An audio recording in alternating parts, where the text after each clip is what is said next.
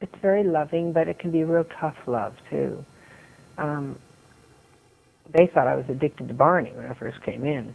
And my counselor, this wonderful woman, Elsa, when I first come into her office, I'd talk to Barney over and I'd say, "Do you know what he said to me last night?"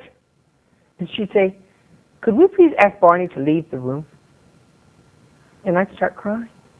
And she'd say, "Why are you crying?" I'd say, "Because that was cruel what you said. I thought I'd come here and tell you anything." She'd say, "Well, I'm sorry, but I want your attention, so please ask him to leave the room." All right.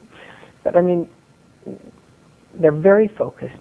All of the counselors at Hazelden are recovering. That's the first prerequisite, all of them. They work with you very, very intensely. You have many classes that you go to. There are it's not a class in mourning. I forget what it is. It's like if you've had a death in the family, there's a class that you go to where it's like a death of a friend. It's like that you have to write a letter saying goodbye to the bottle. Or in my case, they also had me write a letter saying goodbye to myself at 14 years old. I mean, there are certain things that they pick up, and it's very, very personal, but you are and they make you highly dependent on your peers. Your peers are the people you're going to be dealing with when you're out in the world going to your meetings. So at 4 o'clock in the afternoon, all the counselors leave, and you are left alone in Hazelden with just your peers and your unit. So if you need any help, unless it's medical help, and there are always medical help in the infirmary, you have to turn to each other. And you learn to help each other out. And it's quite extraordinary, and I like that, because you learn to also get out of whatever self-pity you're in and listen to the other person.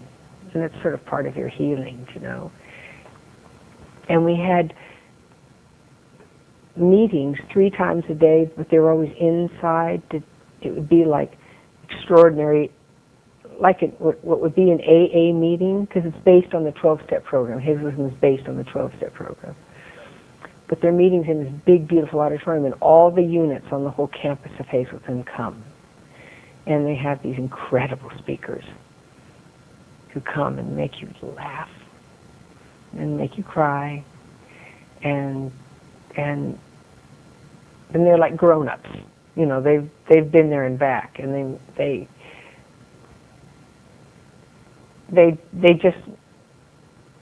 fantastic speakers. I mean, Hazelden is known as the Harvard of the rehabs. There is no finer in the world.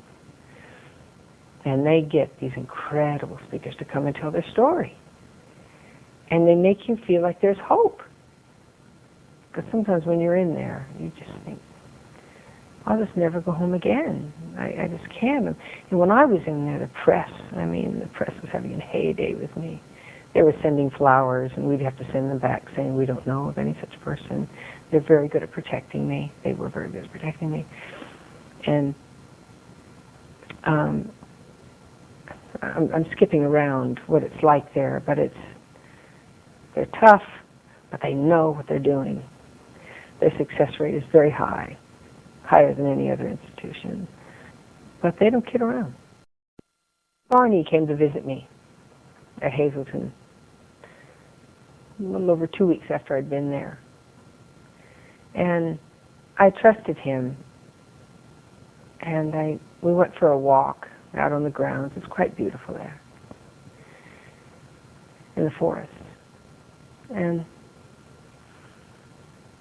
I just thought, I have to do this sooner or later. I'm never going to get out of here. This is what I was thinking. So I said, I have to try something out on you that I've never said before. I said, I have to try it out, okay? So just, you don't have to say anything. He said, okay, what? I said, my name is Sharon, I'm an alcoholic. And he said,